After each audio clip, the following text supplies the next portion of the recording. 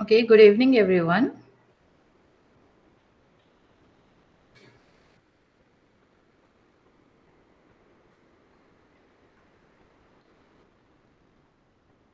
I think we should start now to today's class.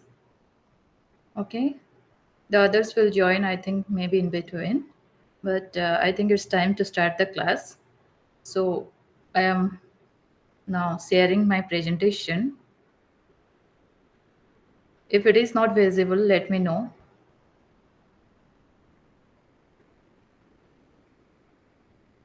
So I have shared my presentation. It's now visible to everyone.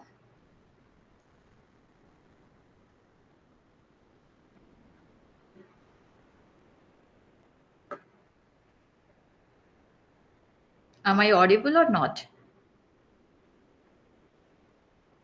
Yes, ma'am. Okay. Yes, ma'am. Actually, Yes, there ma'am. is response from other side, so I don't know who I'm talking to. So kindly give some response actually. Okay, we finished our stereochemistry part. So next comes our part that is your reactive intermediate.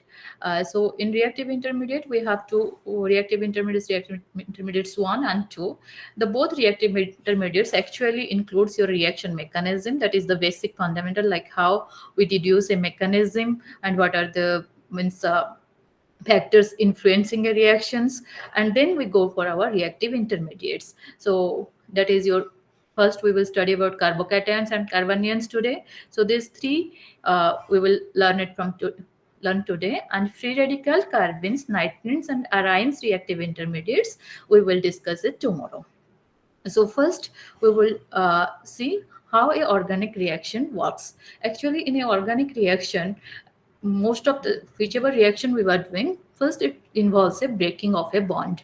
So a breaking of a bond can happen in many ways. So first is the bond can cleave heterolytic cleavage. That means a bond between two atoms consists of two electrons. So when a bond breaks heterolytically, that means one atom is taking out both the electrons, so it carries a negative ion, and the other atom is now electron deficient, so that would be a cation. So mostly actually in heterolytic bond cleavage, we get a cation and an anion. So but in a homolytic bond cleavage, so both the electrons, the bonding pair of electrons is equally shared by both the actually atoms. So suppose in this case your bond is between A and B. When it cleaved homolytically, one electron goes to A and one electron goes to B. So here it forms a free radical.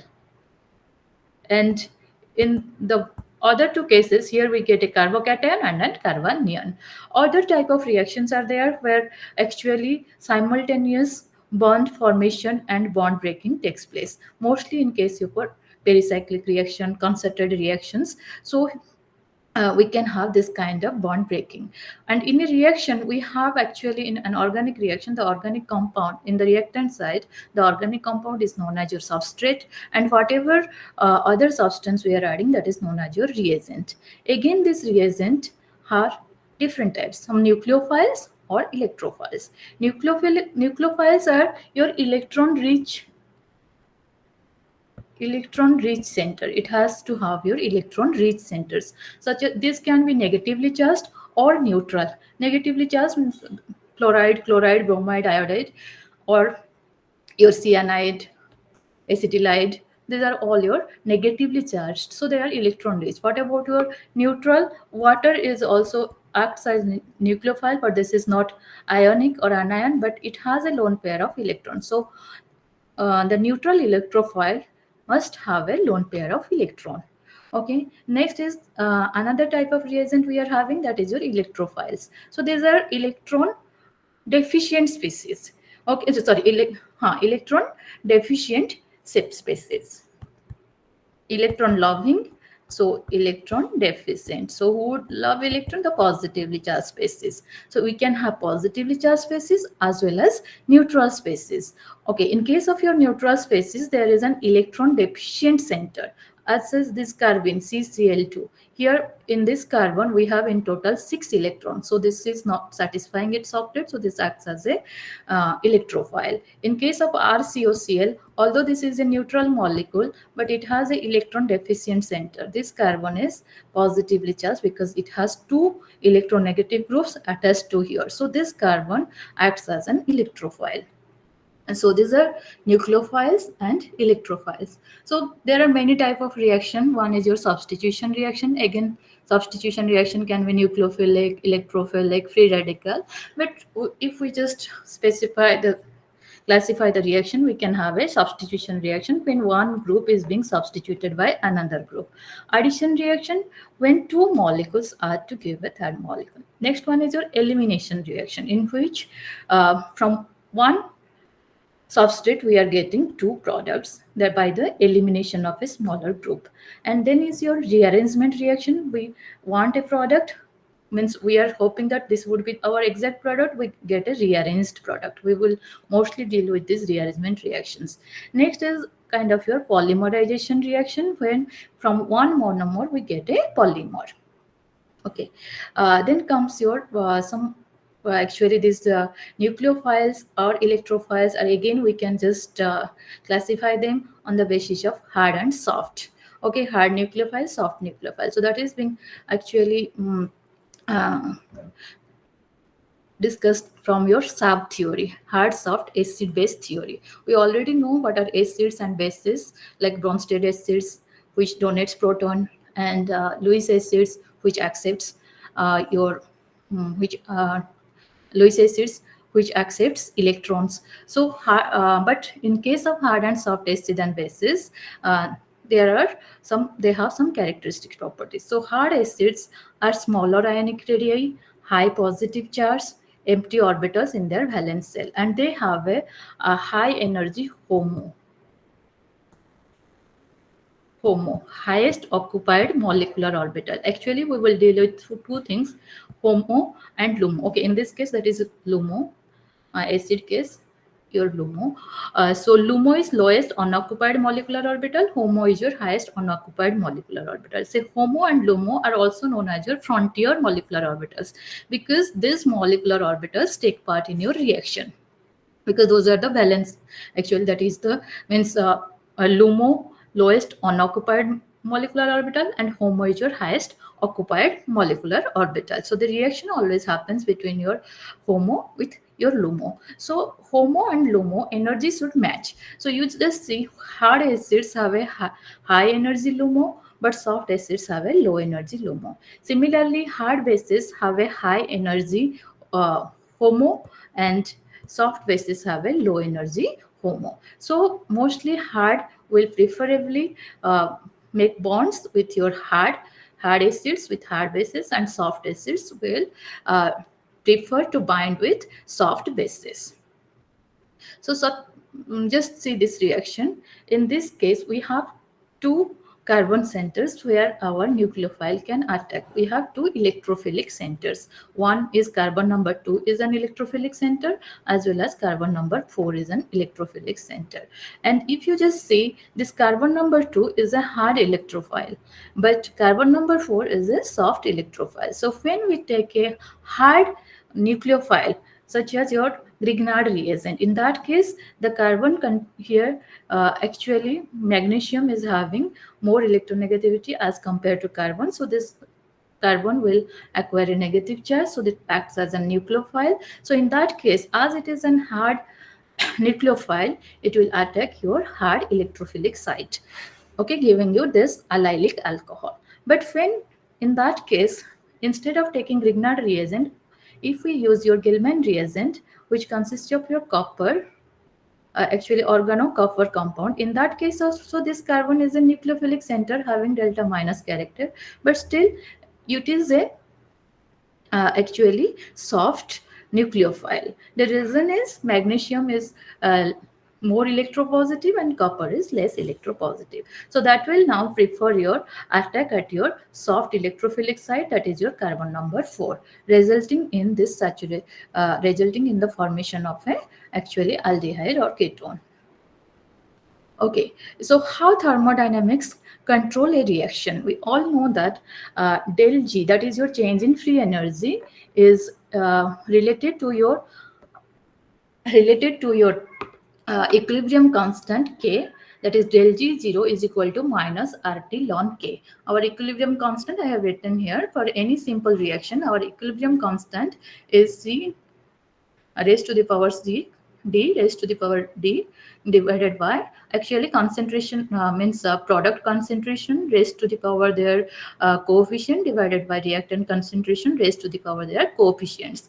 So K more means the reaction is proceeding towards your right. That means the product of C means the product concentration is more in the reaction. So for a reaction to be spontaneous, your del G0 value should be negative. So when del G0 is negative, that is change in standard gives free energy change. When that is negative, the product will be favored at your equilibrium. If del G0 is positive, then our backward reaction would be more. So for any kind of reaction, your del G change in free energy should be negative. Okay, and as you can see, if you have a small change in del G0 value, there would be a big difference in your equilibrium constant. That means when the del G0 value, you just see when the uh, del G0 value is 0, the percentage of more stable state equilibrium was 50. But when del G0 is 50, you see the huge difference, that is up almost 99%. The reaction is complete up to more than 99%. Okay, so again, this del G0, we can just know that del G0, that is change in free energy of product minus free energy of your reactant, is equal to change in your enthalpy minus T. T is your temperature, and del S, that is your change in entropy. What is entropy? Entropy is your actually disorderedness. So change in entropy. And we also know that minus RT ln K is equal to del H0 minus T del S0, or ln K is equal to minus del H0 by RT plus del S0 by R. So from this you see that equilibrium constant, the dependence of equilibrium constant with temperature depends mostly on your change in enthalpy. Okay, so for an endothermic reaction, as T increases, your K increases, because for del S0 value, your temperature does not have any consideration here. So mostly your enthalpy term is related to your your equilibrium constant with temperature. So thermodynamics for mostly an organic chemist, we can just say that for the free energy change, is equal to minus RT ln K. And your del G0 is equal to del S minus T del S0. Uh, the enthalpy change is your difference in stability of the reagents and products, like which one is more stable, that would have a less energy. Okay, the entropy change del S0 is the difference between the disorderedness of the reagents and that of the product. The enthalpy term alone determines how K varies with temperature. Next comes our kinetic consideration. How we consider a reaction in terms of kinetics.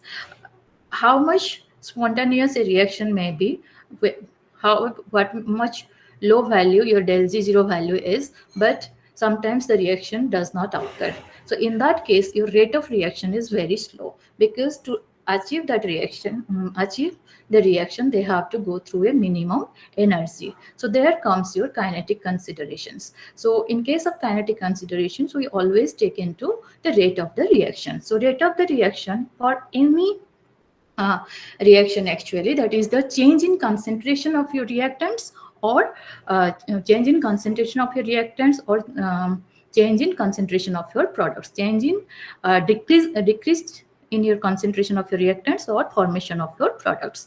So in case of your change in concentration of reactants, we have given a negative term, because with time our concentration of the reactants decreases. But in case of product, we have put a positive sign here.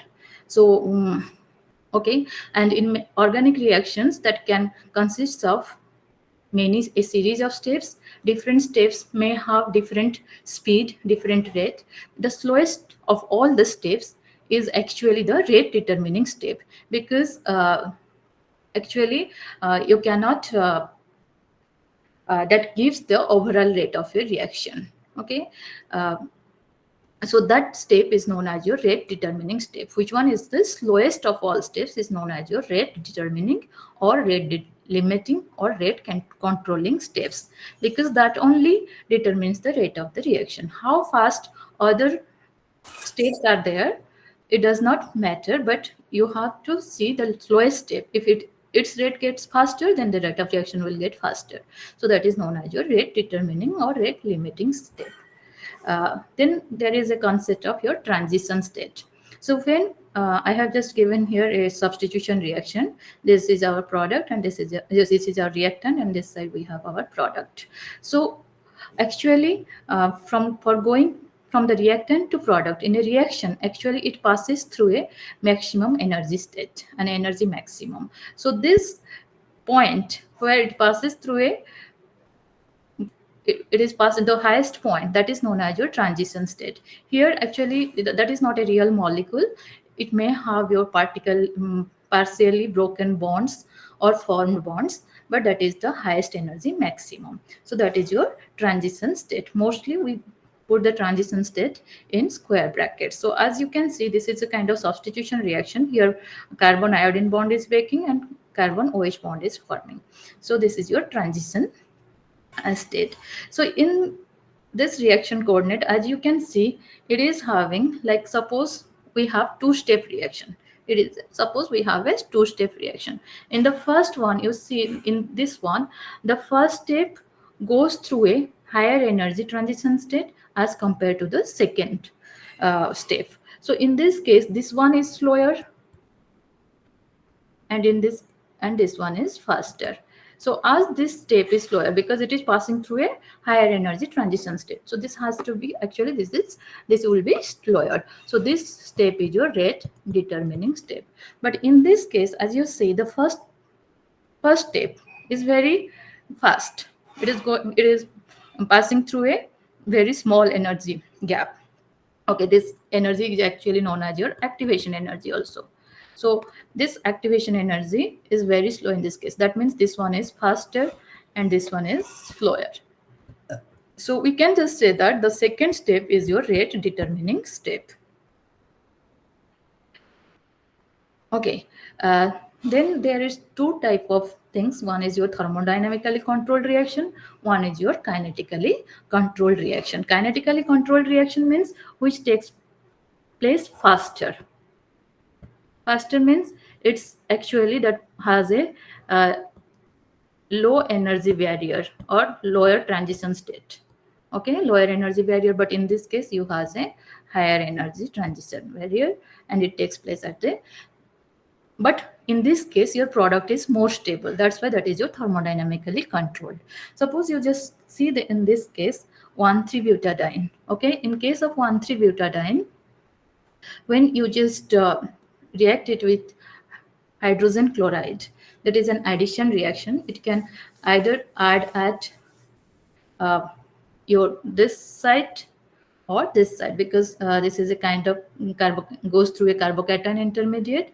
So as your carbocation this attacks with H plus, so you generate say H plus attack, so you generate a carbocation here, which is actually resonance stabilized to give you this carbocation. So in your reaction mixture you have two type of carbocation. So either the chloride can attack here to give you this product, or chloride can attack here to give you this product. As you can see, this one is more stable, this product is more stable, but this passes through a low energy transition state. So that one is your kinetic product and this one is your thermodynamic product. So actually your this one at low temperature, this one will be favored, but when you actually increase the temperature, thermodynamic product will be more favored. Actually, from going from kinetic to thermodynamic product, it has to again go through the starting material and give you the thermodynamic product. Suppose we just check this reaction. That is an actually addition reaction of hydrogen cyanide to alpha beta unsaturated ketone. So either it can cyanide can attack at direct addition here, or it can add to this alpha beta unsaturated bond. So this conjugate addition, which say it as a conjugate addition, because it goes in this pathway. This is the mechanism of your conjugate addition. So that is your thermodynamic product, and this direct addition is your kinetic product. As you can just see, this is the starting material. So either in both the cases it is passing through an intermediate. I will come to what is intermediate. This kind of intermediate it is passing through. So this starting material is on this left side, it is passing through this intermediate where you have a low energy transition state, so giving you this kinetic product. But in the other side, if you just see, the transition state is higher, but it is giving you a actually more stable product. If you just see that in the energy profile diagram, this is at a higher energy state, and this product, the thermodynamic product here, sorry, this one is the intermediate, this is the thermodynamic product, okay, that is at a lower energy. So kinetic product is at higher energy and thermodynamic product is at lower energy. That would be always the case. But the transition state of your kinetic product has a lower transition state. So at low temperature, this one will be more favored, the kinetic product. But as you increase the temperature, the kinetic product again goes back to your thermodynamic product. That give you the more stable product. Similar is the case here. Okay, now what is a transition state and what is an intermediate? Okay, transition state, I have already told, that is an actually energy maximum. So that it has to pass, any reaction, any reactant has to pass this amount of energy to produce a product. Okay, but intermediate, like sometimes we go through an intermediate. So in the intermediate, actually the localized minimum, so it passed through just two-step reaction. It is staying here, the intermediate. So we are getting a carbocation or an carbanion, and again that one is going to give you your product. So more stable the intermediate is, the rate of reaction would be more faster, because again it will take less energy to go give rise to your products. So intermediate actually is the localized energy minima. An energy barrier must be overcome before the intermediate forms something more stable compound. Okay, suppose we just study the reaction of SN1 and SN2 reaction. As we know that in SN2 reaction that takes place in a concerted manner, like the nucleophile attacks the carbon and the leaving group departs. So it goes through a 5-centered transition state, giving rise to your product. So that does not go through a intermediate. No, not all reaction actually passes through intermediates, but all reactions passes through a transition state. But if you just see your SN1 reaction, in which actually first your leaving group departs to give you a carbocation intermediate, and then then the attack of nucleophile occurs. So this occurs in the two steps. So first step is a higher energy transition state, so this has to be your rate determining step. Then after the formation of the intermediate, then your nucleophile attacks. So transition state and intermediates are different. Transition state is not isolable, but intermediates can be isolable or can be trapped. We can actually actually intermediate has your importance in determining the mechanism of a reaction. Like mechanism is how the reaction takes place, which bond is breaking at what time, how they are doing it. So we can just do by studying the intermediate. So reaction mechanism, how we study reaction mechanism. So by non-kinetic method, this one we just did by your kinetic methods. Okay, as a stereochemical method, I will come to it, how you are doing it kinetically. Actually, in these two reactions, if you just see, consider the rate of reaction of your SN1 reaction. SN1 means substitution nucleophilic unimolecular. So it depends only on the concentration of the substrate, not on the concentration of your nucleophile. In this SN1 reaction, when you put nucleophile concentration constant and change the substrate concentration, you will see that it goes on increasing. But when you change the keeping your substrate concentration constant and change the concentration of your nucleophile, the reaction rate actually uh, remains constant. That means it only depends on the concentration of your substrates. That way, that is known as your unimolecular. Means that order of reaction is 1. But in case of your SN2, it depends on the concentration of both, that is your react substrate as well as your nucleophile. That's why that is your SN2. So from kinetics you can just say that okay, as this is it depends on both the concentration of both, so in that case the nucleophile and the leaving group departure should be taking place at the same time. So from the kinetic studies we can determine the mechanism of a reaction with other evidence also. Okay, next comes your non-kinetic methods. So first you have to do the identify all the products. You should not leave any means byproducts also, or the product which is formed in a small amount. Then you cannot consider the mechanism. So you have to consider the all the products formed. Next is whether an intermediate is formed or not. You have to take the evidence. What are the evidence? Arresting or quenching of the reaction. Actually, sometimes what happens, your intermediate formation of intermediate and after formation of the intermediate, the other reaction, the step 2 reaction, the reaction of your intermediate, there would be some time lagging, or the intermediate remains in your reaction for certain time. So in that case you can quench the reaction and study the intermediate. That is arresting or quenching. Quench means you have to stop the reaction there by putting some actually other chemicals which will stop the reaction. Then you can just check the intermediate by different spectroscopic techniques. Next is spectroscopic identification of the intermediates. You can do the reaction actually in a UV chamber or IR chamber. In that case, you can identify the intermediate. Next is your trapping the intermediate. So what we do, we just put some kind of chemicals which reacts with that kind of intermediate. Suppose in this reaction, we have a benzene intermediate. So this benzene intermediate can be trapped by putting one anthracene molecule. Actually, this reaction is a 4N plus 2 cycloaddition reaction. So Potent Diels-Alder reaction type. So this undergoes a actually this benzene is a dienophile and this one is a diene. So it undergoes pericyclic or cycloaddition reaction to give you this product. So when you get this product, just you have put another chemical anthracene, so you can just trap that one. So then you can know that okay, this kind of intermediate is forming.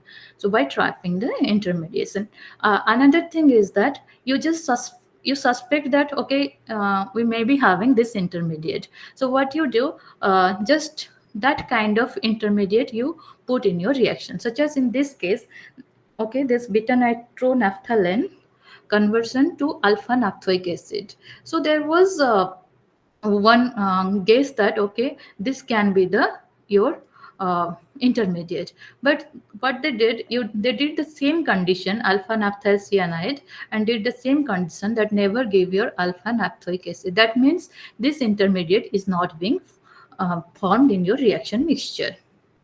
So this is a von Richard rearrangement. I think we may have it in your uh, tomorrow's class. We will deal with that. Next is isotopic studies.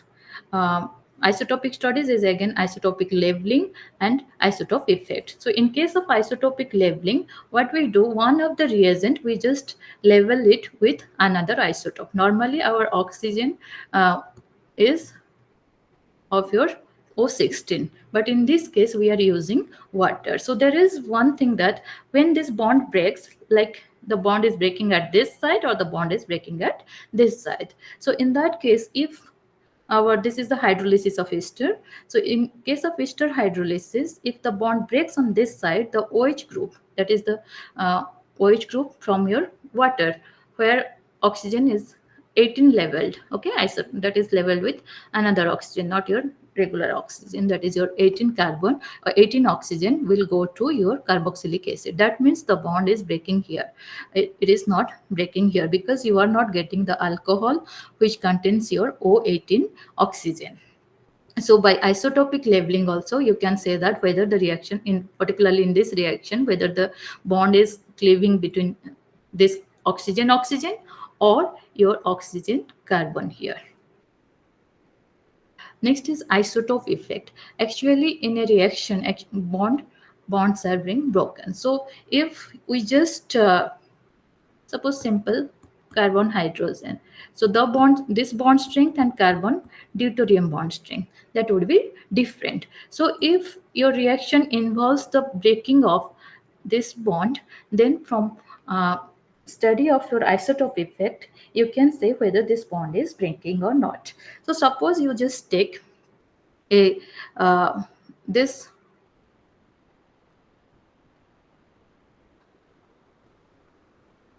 substitution reaction. So in this case, this hydrogen is your leveled hydrogen. So you study the rate of reaction when you have used hydrogen and when you have used deuterium, that is the other isotope of your hydrogen.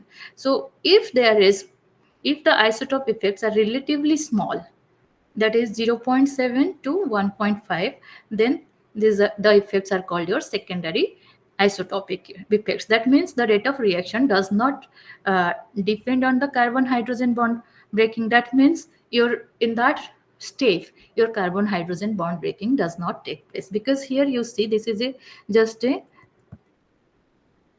nucleophilic substitution reaction. So carbon hydrogen bonds is not breaking here. But if this kind of reaction, in this case when there is your formation of a free radical where carbon hydrogen bond breaking is taking place, so when we study the means with only hydrogen the rate of reaction and the rate of reaction when we have used your deuterium, if that is more than 2, then in that case we can say that okay, the rate determining step or the reaction, in the reaction this bond is breaking. Okay, and if when it would be more than 2, we can just say that this is your primary isotope effect. So from this also, from isotope effect studies also, you can determine the mechanism of your reaction. Next is your stereochemical studies. As we know, in case of your SN1 reaction, when you take a optically pure isomer, you are getting a mixture of isomers or a racemic mixture. But in case of SN2 reaction, if you start with R enantiomer, you are always getting S enantiomer. So why this one is giving racemic, whereas this one is giving you just the inversion in configuration. So that has to be something different in their mechanism. So in this mechanism, as well as from the kinetic studies we have already discussed, so there is only possibility that in the first step chloride leaving group departs forming a carbocation, which is a actually planar carbocation, having positive like their p orbital lying like this. So now the nucleophile has equal chances of attacking from both the sides, resulting in the formation of a racemic mixture. But in case of your SN2, that is a single step reaction where I have already told that it bond formation and bond breaking takes place at the same time. So the nucleophile cannot attack from this side because this is also polar minus charge and this nucleophile is minus charge. So it cannot attack from this side. So it has only chance to attack from the opposite side. So that gives you, as it is attacking from the opposite side, so there would be inversion in configuration. So stereochemical studies also gives insight into your mechanism of a reaction. And in the last class, we have already discussed about stereospecific and stereoselective reactions.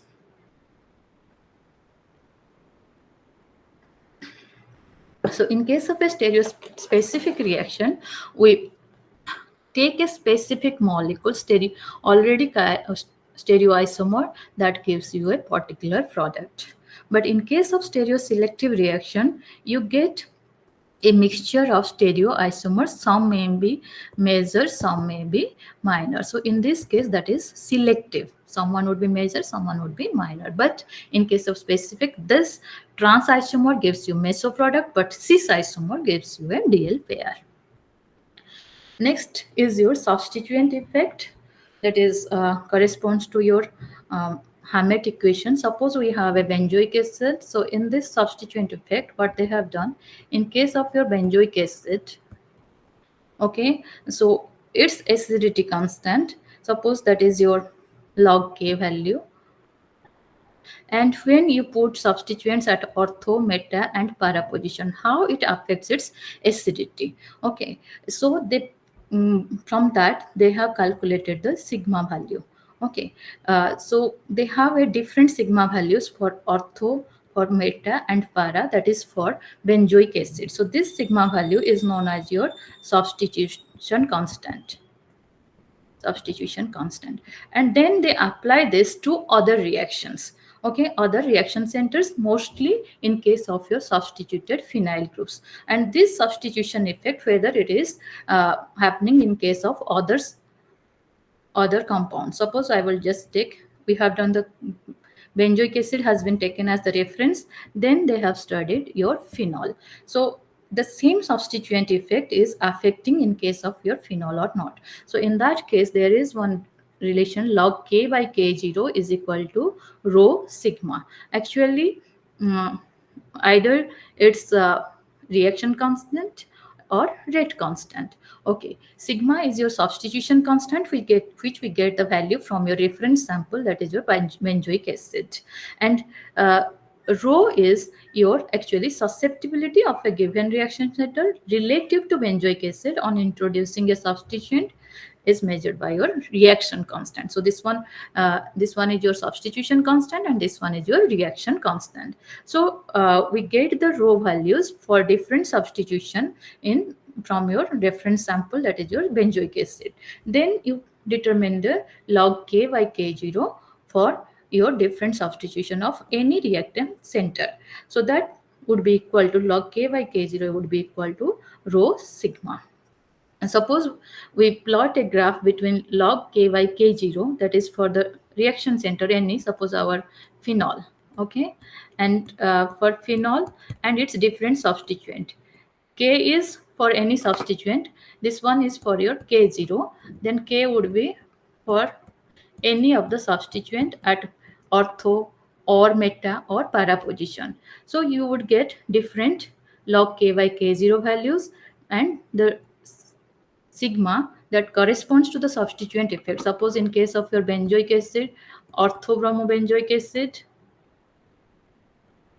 gave you this sigma value 0.2. So you just put for your orthobromophenol, that gives 0.2. So if you plot a graph, you would get a straight line like this. So in that case, from the slope, you can find out the rho value. You can find out the rho value. So from this also, you can just find out if you know sigma value and rho value of a particular reaction, you can find out the rate of your rate constant of your any substituent. Suppose just see, you have a, you know the rho and sigma value for paranitrophenol. Okay, for the ionization of paranitrophenol.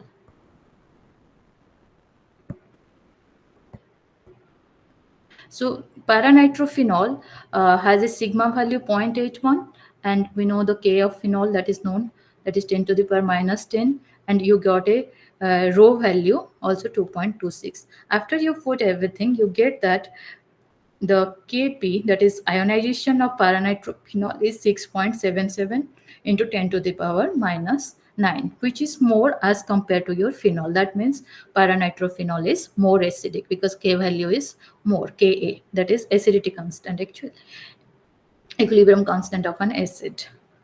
So that gives you more Ka values. So next we will study actually the intermediates, carbocations and carbanions. So normally we have different type of reaction arrows.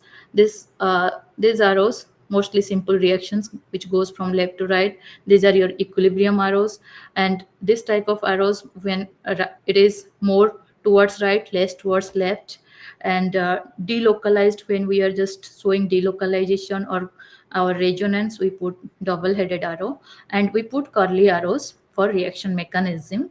And always the um, arrow is from the electron rich center to electron deficient center.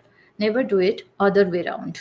H plus does not come here. Your this goes there. Like as this shows the movement of electron, so it has to be from the source to your destination. The source is always a electron rich center, or that is your nucleophile. Next comes your carbocation. So how carbocations are formed? Carbocations are formed by the heterolytic bond cleavage of a heterolytic bond cleavage. So suppose this one, your bromine goes, in case of your SN1, you get a carbocation, or when alkenes come in presence of your acid or alkynes, then you get your carbocation species. So there are lots of ways to get a formation of carbocations. Okay, these carbocations are actually their structure, how they are. Actually, they are your planar, trigonal planar, because that is sp2 hybrids. So trigonal planar. So it has three bonds, and it has vacant p orbital, because two p orbitals are utilized in your hybridization. So that is your sp2 hybrid orbital, and this is the geometry is trigonal planar. Okay, what is the nomenclature actually? According to IUPAC, CH3 plus, that is your trivalent carbocation, is named as carbonium ion, and CH5 plus, that is known as your carbonium ion. But mostly we will deal with your carbonium ion. We interchangeably both are named as your carbocations. In case of carbonium ions, this is not 4 electron, this is 2 electrons shared between 3 atoms. So this is a 3-centered 2 electron bond. So this is only formed when you treat alkenes with extremely strong acids. Okay, this is not generally formed. We mostly deal with this type of carbonium ions, where carbon is attached to 3 different groups or same groups. So next is the carbocation stability. As carbocations are actually electrophiles or positive centers. So electron loving centers. So they will uh, get more stabilized when someone is giving electrons to it. So the carbocation stability increases as the number of adjacent alkyl groups increases. So you see methyl is less stable as compared to primary, as compared to secondary, as compared to your tertiary alkyl groups. So you can just get the reason here. What is the one expectation? You know that hydrogen, actually carbon is a bit more electronegative as compared to hydrogen. Carbon electronegativity is 2.54, hydrogen is 2.20. So in turn, this carbon is slightly negatively charged. So when we have more of this type of carbon, then the stability of this carbocation increases. When we have more of this alkyl substituent around this carbocation, then the stability increases. Next is, that is your inductive effect. Okay, this one is your inductive effect.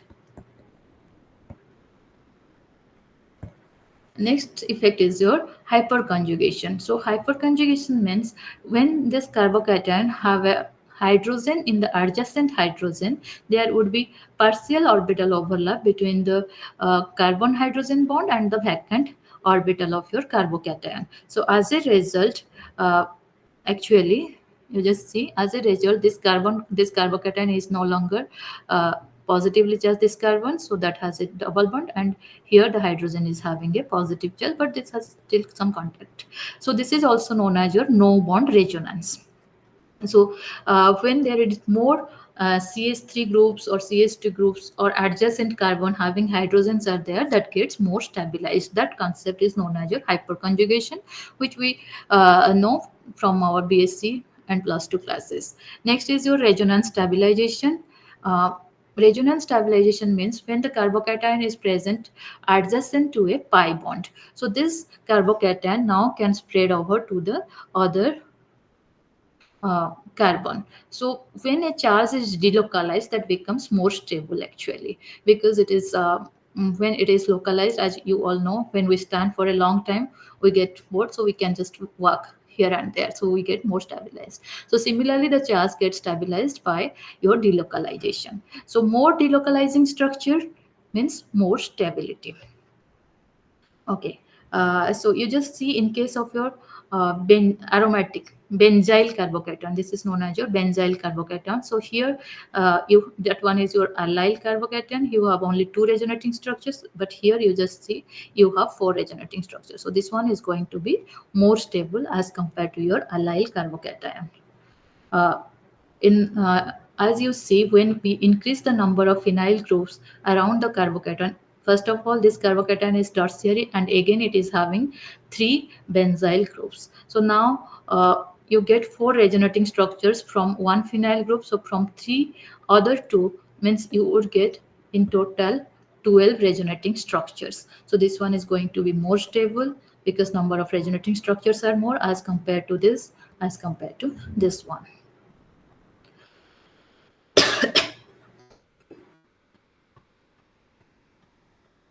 Also, some carbocations, when they are attached to other atoms having lone pairs, they get stabilized. Suppose you just see this carbocation, it is the adjacent in the adjacent position we are having a OH group, so which is having lone pair of electrons, so that stabilizes this carbocation by donating the electron. Similarly, you just see this one. I am not taking all the examples, and in this case you just see this carbocation is being stabilized by your or delocalized by the donation of electron from this oxygen atom, whereas this one where you do not have a which is not adjacent to your oxygen, this carbocation is not adjacent to this oxygen, so that one is less stable. Again, the aromatic carbocations are unusually stable. If you just compare these three cyclic carbocations, tropylium ion is commercially available actually, so this is quite stable, as and cyclopropenium ion is stable, whereas cyclopentadienyl carbocation is unstable. The reason is these two of are aromatic, they obey your Hockel's rule. Okay, they are planar, cyclic, and have 4n plus 2 pi electrons. But this has only 4 pi electrons. In this case, you have 6 pi electrons, and in this case, you have 2 pi electrons. So this one is not aromatic. That is known as your anti-aromatic compound. So this is unstable. Whereas your aromatic compound, aromatic carbocations are stable. And when you have an electron withdrawing group, they are destabilizing. They destabilize your electron withdrawing groups, means you are having a positive charge already and someone is taking out electron from you, so that will make you more and that will destabilize you. Okay. So suppose like this one is more stable when you have a CH3 group adjacent to a carbocation, but when you put this CH3, just remove these hydrogens with fluorine, that one would be less stable because fluorine is more electron withdrawing, that is having actually that is the most electronegative element. So similarly, you can just see cyanide is a electron withdrawing group, so that makes this carbocation less stable. Okay. Next comes our neighboring group participation. Neighboring group. What is neighboring group participation? Means sometimes our reaction just takes place at the same carbon. Nucleophile comes here, attack this carbon, and you get your product. But in some cases, your neighbor, some group is there which takes part or which pushes your leaving group departure. Okay, which gives electron to this carbon and which actually makes this departure of this leaving group easier by forming some kind of cyclic uh, intermediate. Suppose just take the case of this this nucleophilic substitution. When we use silver hydroxide, that forms a bond with your this bromide, and that takes out the proton from this OH group, O minus. Now that what that does, that attacks your carbon bearing your bromine, and bromine departs.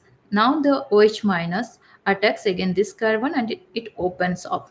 So you actually, by seeing the product, you can just see that okay, neighboring group participation has taken place. How? Just see the stereochemistry of the starting material and the final product. So if it was only nucleophilic SN2, then it has to attack from here and it would remove, means the opposite side, so that would have given you inversion in configuration.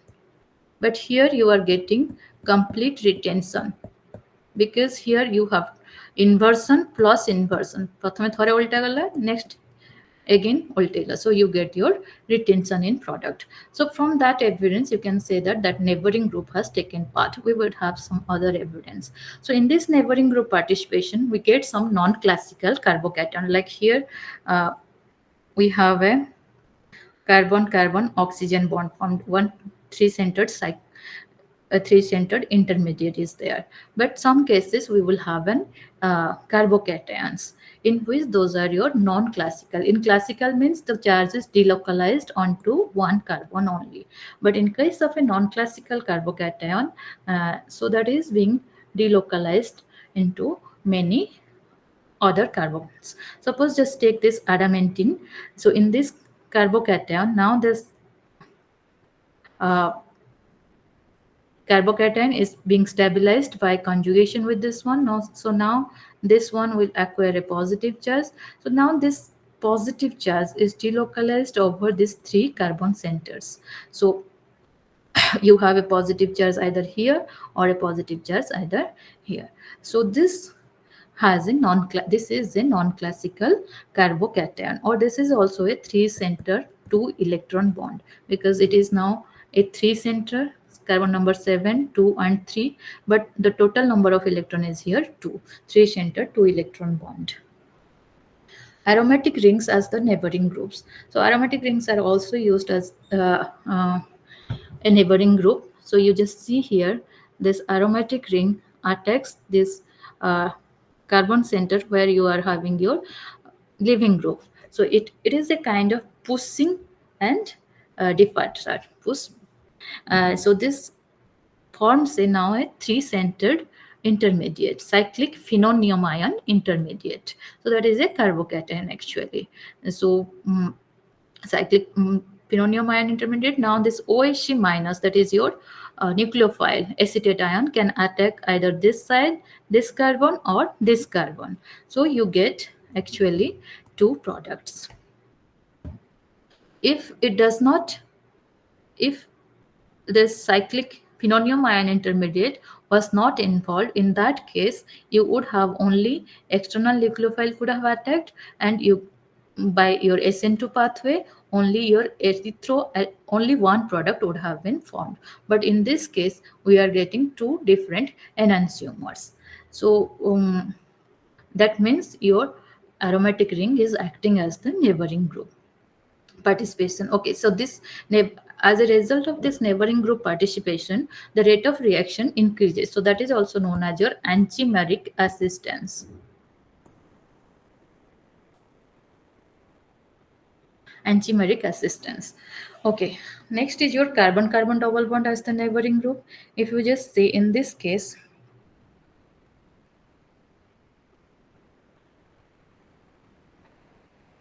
okay, I will just check the other one. I have not given the actual reaction here. Okay. So now your it is first the leaving group departs from here. You should have this one. Okay. Okay. The leaving group departs from here. So you get a carbocation species here. Now this carbocation can be stabilized by conjugation with this one, so that you would have a positive charge on this carbon. Okay. Because now you are getting a bond here. So this double bond is moved, so now you have a positive charge species here, or this carbocation is delocalized between these three carbon centers. Suppose just take this example, in which case the acetylolysis, where you form a non-classical carbocation. First, the departure of your OBS, that is your leaving group, forming a carbocation at this position. Okay, forming a carbocation at this position, so that this will attack here. Okay, this will attack here. So here also you would have a positively charged. So now this positive charge is delocalized onto this 1, 2, 6 carbons. So when you're now, there is two possibility: either the acetate will attack here, or acetate will attack your carbon number 6. So attack at this position will get you this product, and this position will get you this product. Similarly, when you have a methyl group also acts as a neighboring group, so where you have a methylenium ion, where this bond reacts with this bond actually migrates, or this bond pushes your goes to your carbon, so that this leaving group departs. And again, your nucleophile can attack either this position or this position. Actually, mostly the nucleophile attacks at this position, because that gives a more stable carbocation. This one is more stable carbocation as compared to this one, so that would be your major product. Suppose consider this case when normal SN2 reaction would have done, then we could have get your R lactic acid. But when we treat it with silver oxide, we get a S. We are starting from S and we are getting S. If it would have SN2, you could have get R, and it would have SN1 pathway, then you could have get a racemic mixture R plus S. As you are getting the retention in configuration, that means you have a neighboring group participation. So when you get retention, that means there is neighboring group participation. You can get some other examples also. Next, your rearrangement reactions of your carbocations. Okay, up to now, any questions or any doubts?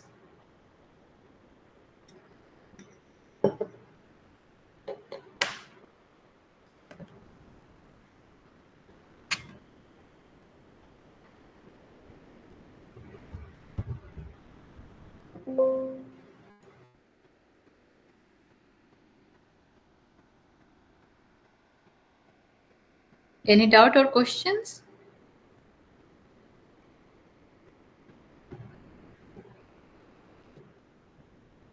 Okay, then we will go to your rearrangements of your carbocations. Or will we take a break? 5 minutes break.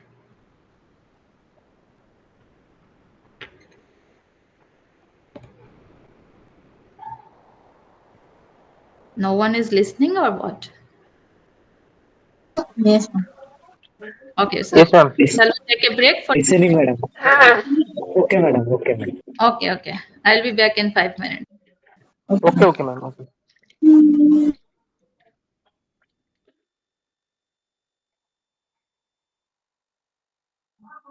କାଲି ଆଉ ଗୋଟେ ଦିନ class ଅଛି ଆଉ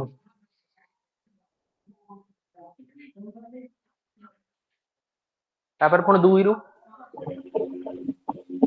ତାପରେ sir ଇଏରୁ MCH-12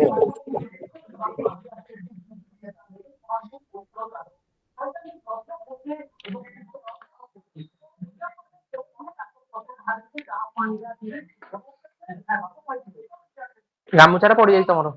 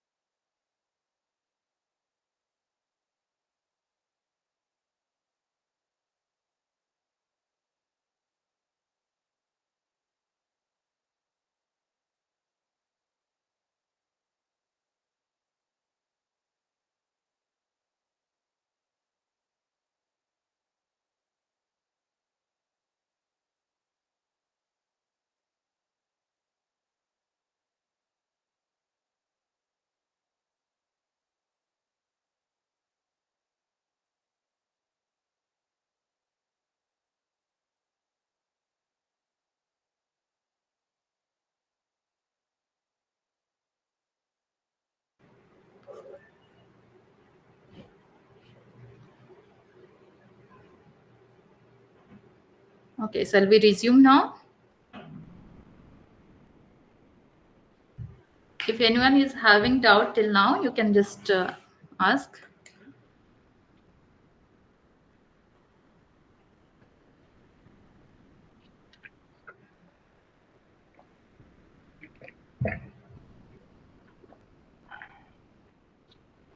Okay.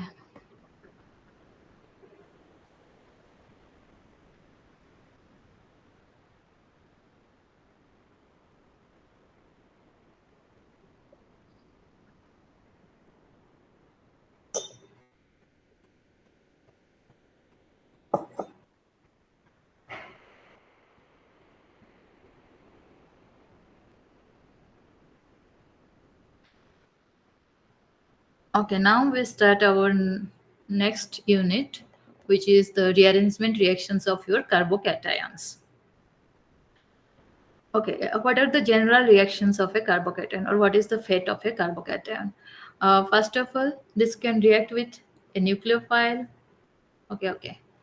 I have not made the slideshow view. Okay. So this can either react with a nucleophile or an electron-rich species to form a substituted product. Okay. So like this tertiary butyl carbocation will be attacked by one nucleophile to give your butyl chloride. Okay. Or it can form an unsaturation product by the loss of a proton. So just in which elimination reaction, so this proton will be lost and we get a an unsaturated product. Next is there is also another carbocation can be formed by undergoing a rearrangement. You just see in this case we have a carbocation which is your primary.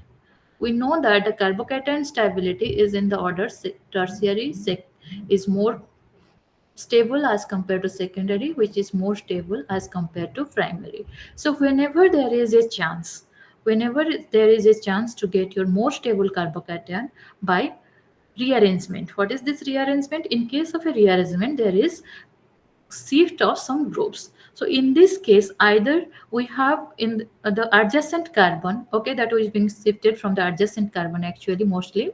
So in the adjacent carbon of your carbocation, you have two type of groups. One is your methyl group or your hydride group. If methyl shift, that is also known as your 1,2 alkyl shift. So if methyl is shifted there, you get a secondary carbocation because this methyl is shifting along with your its bond pair of electrons. So this carbon, if I number this one is your carbon number 1, carbon number 2, carbon number 3. So if methyl is shifting from your carbon number 2 to carbon number 1, that is your 1,2 alkyl shift with its bond pair of electron, then this carbon will be electron deficient or that will be your carbocation. That generates a secondary carbocation. But if hydride shifts, that means hydrogen along with the bond pair of electron, that is hydride H minus. So because that is your electron deficient center, so it has to, the electron rich center has to go. So when hydride shifts, that gives you a tertiary carbocation. So this is known as your rearrangement. So rearrangement occurs to give you a more stable carbocation. So you can see that this one will be formed in less amount as compared to your tertiary carbocation because tertiary carbocation is more stable as compared to secondary, which is more as compared to your primary. This actually carbocations also can undergo addition reactions with another alkene to give you to generate another carbocation, or in case of your that can undergo alkylation, like in case of your electrophilic aromatic substitution reaction. This is your Friedel-Crafts reaction, Friedel-Crafts alkylation and Friedel-Crafts acylation. Okay, where you generate an carbocation and that undergoes electrophilic substitution, then this proton is being lost. Actually this has to be, this double bond should not be here, then this proton is being lost to give you the final alkylated benzene. Or acylation reaction, in which you are getting a acylium ion, which is also a carbocation, which is stabilized actually by the lone pair of electron because this is being formed. Okay, so the carbocations can undergo addition reaction. Also, it can undergo your chain polymerization reaction. If you have your polymer chemistry, in that case, we have your cationic polymerization. Cationic polymerization, in which your cations are the actually starting species, or in each step you are generating a cation. Again, that will be reacted by another carbon-carbon double bond. so that the chain length increases. So that is your chain polymerization reaction. So in case of your rearrangement reaction of carbocations, you have actually rearrangement means it is going from, if it has a primary carbocation, it is going from primary to tertiary or secondary. So this is the energy profile diagram. So the transition, you just see, we have this is your starting material A and this is your final product E. So it goes from different intermediates. So these are your intermediates. Okay. So when you have a more stable, it goes from, suppose you have a primary carbocation, so it goes to your secondary. The alkyl shift results in some amount of energy, but still it gives you a more stable carbocation which proceeds through a lower energy transition state. So when we have your non-classical carbocation, we may have this two, maybe your actually classical carbocation, and this transition state 2 may represent the actually non-classical carbocation. Next rearrangement is your Wagner-Mirwin rearrangement. In case of your Wagner-Mirwin rearrangement, that is also a carbocation rearrangement. So when you have an alcohol, okay, this is your new pentyl alcohol. So here actually, with the actually in presence of hydrochloric acid, that gives you a different product. If it would have been normal SN2 type of reaction or SN1 type of reaction, we could have get a product like this: CH3 C CH3 CH2Cl. Okay, just this OH group would have been replaced by chloride actually, but actually it gave you a rearranged product. Rearranged product, like you see, the CH3 group has been shifted here and the chloride is occupying another is reacted at another carbon center. So the mechanism is, so this OH group is first gets protonated to give you OH2 plus, then this OH2 plus is removed to give you a primary carbocation. But this primary carbocation, as soon as it is formed, there would be 1,2 alkyl shift. This CH3 group shifts here so that it generates a tertiary carbocation, which is more stable. Now the nucleophile attacks this tertiary carbocation to give you a tertiary amyl chloride. So that gives you a rearranged product. Similarly, in this reaction also, this is a actually addition reaction. Okay, this should be if it was no rearrangement would have happened, then it should be a actually addition reaction. So it could have given us like the Markovnikov addition reaction, CH2 Br, or here Br, here hydrogen. But this is giving you this kind of alkane. So what happens here? First, actually proton attacks. In case of alkenes, you will always see, as this is your nucleophile, first that will attack to your electrophile.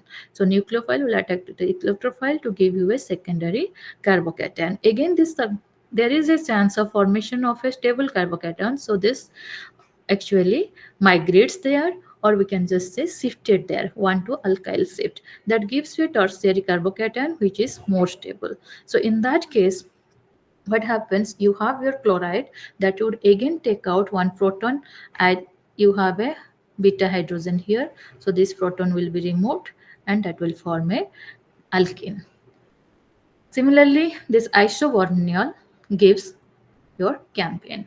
So OH, this hydroxyl group first gets protonated to give you OH2 plus, then that gives you a carbocation which is actually stabilized by your this here. In this case you have a simple group, but here this bond is actually this group cannot only migrate. So when it shifts, it goes along with this product. So this bond only breaks, but this just reacts here. So now this acquires a positive charge, which if you just rotate the structure, you will see that the structure looks like this. So while doing this kind of rearrangements, you always have to number your structure, number the carbocations. So then you can just know that, okay, this bond is migrated, you don't have a bond between 4 and 5. So you just don't put a bond between 4 and 5. So as that bond is migrated here, 4 and 6 has formed a bond, and this bond is not there, so 5 will have a positive charge.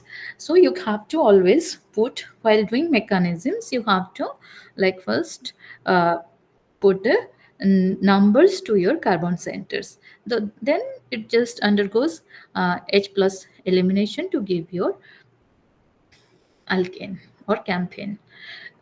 There is one actually another same Wagner-Merwin rearrangement, but in this case that is applied mostly on your ring compounds.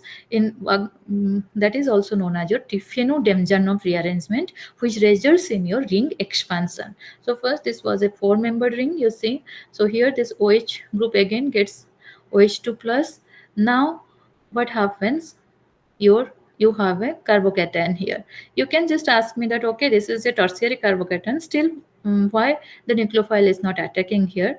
Rather this actually this bond is migrating, carbon-carbon bond is migrating, because the thing is here it is a 4-center bond. By the migration you are generating a 5 uh, 5 that means cyclopentane ring, not a cyclobutane ring. And we know that according to the Bayer strain theory, cyclopentanes are more stable as compared to cyclobutane, because you have ring strain here, you have less ring strain here.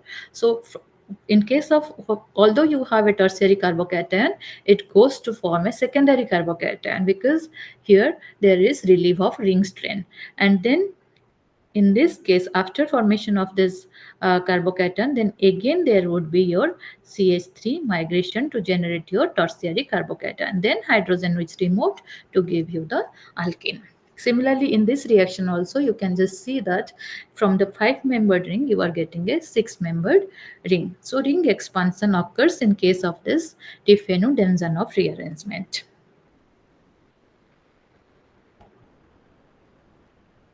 Next comes your pinacol-pinacolone rearrangement. So in this rearrangement, 1,2-dihydroxy compound, or when you have OH groups on the adjacent positions in the presence of a dilute sulfuric acid, it undergoes rearrangement to give you a pinacolone. Actually, the this rearrangement is known as phenacol-phenacolone because the first compound which was done, that was named as phenacol.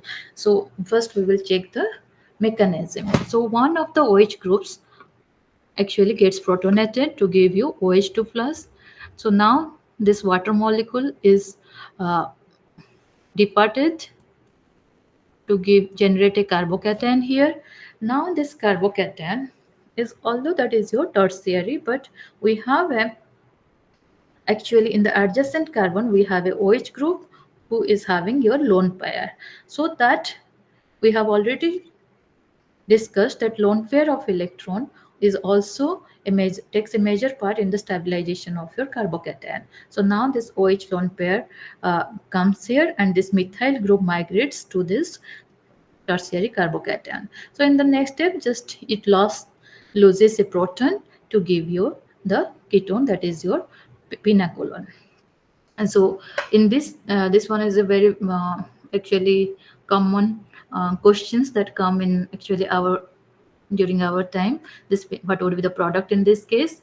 So this is nothing but a pinacolone rearrangement. Just the substrate or the structure just seems very difficult. So in this case, you just see OH groups are in the adjacent position. So one of the OH groups get protonated, so OH2 plus. So now in this case, you get a carbocation here. So when this lone pair of electron on oxygen is coming to your this carbon, then one of these bonds break. So that bond break means it gets bigger, so getting a 6-membered ring. So you are getting a spiro compound. So this is actually a good method for the synthesis of your spiro alkanes. And you just see in this case, now often now we have just seen that, okay, this is a symmetrical diols. These are all symmetrical diols. That means on the both sides we are having the same group. So whichever OH group is being protonated, we don't have any problem. So we are going to get the same product. But when we do not have a symmetrical diol, so in that case, suppose in this case, you just see in here we have two phenyl groups, and in this case we have a pentane ring. So if this black OH group is protonated, then we would have gotten a carbocation on carbon number 1. And if this OH group is protonated and left, then we could have get a carbocation on position number 6. As we are having two phenyl groups adjacent to this carbocation, as we have already told that in carbocation stability, whenever there is a phenyl group present adjacent to a carbocation, then that is more stable due to resonance. And here we are having two phenyl groups, so this one will be formed. So as this one will be formed, then that would be the product. This product won't be formed. Similarly, in this case, you see we have, okay, this is a symmetrical carbocation, but here which group will migrate? Then comes when you have two different group for migration. In this case, we have only okay, whether this one is migrating or this one is migrating, that does not matter. But in this case, okay, we were going to get this carbocation, and for migration, now we have a phenyl group as well as a methyl group. Okay, so migratory aptitude in this case is that your phenyl group has more migratory aptitude as compared to your methyl group. So that will migrate, and that will, so if that is going to migrate here, so now this would be the product, not the other one. CH3 group's migratory aptitude is less. So whenever there is a choice of groups for migration, then that one which is having more migratory aptitude will be migrated or shifted. Okay, this one, this pinacolon rearrangement was also actually applied in other type of systems, not only your diols. Suppose you just see your, in the adjacent position we have a hydroxyl group as well as an amine group. When we just treat it with nitrous acid, that gives you diazonium chloride. Okay, so that is a very good leaving group. So in that case, our we get this pinacolon type of rearrangement. That is also known as your semi-pinacol rearrangement. As you see, in this case, in case of semi-pinacol rearrangement, here ring is decreasing in size. In this case, actually, because N2 plus, first it will form a good leaving group. In the other case, we are getting a leaving group as water, but here nitrogen is a very good leaving group. So that undergoes your pinacolon rearrangement. Next is your semi-pinacol rearrangement, in which although you have two alcohols, but one of them is your primary alcohol and one is your tertiary alcohol. So in this case, first what they do, they first selectively makes one of the, because here if we just treat with H plus, then that would be this this would be your OH2 plus, giving rise to more stable carbocation. So to remove this OH group, what they do, that makes this primary alcohol actually more reactive. So this tosylation, do the tosylation which actually occurs at your primary alcohol. So now this is a very good leaving group, so it will undergo your rearrangement. Next is your benzylic acid rearrangement. So benzyl to benzylic acid. So this compound is known as your benzyl when it is first treated with your alkali and then treated with H plus, that gives you a benzylic acid, where this phenyl group has been migrated to the other carbon.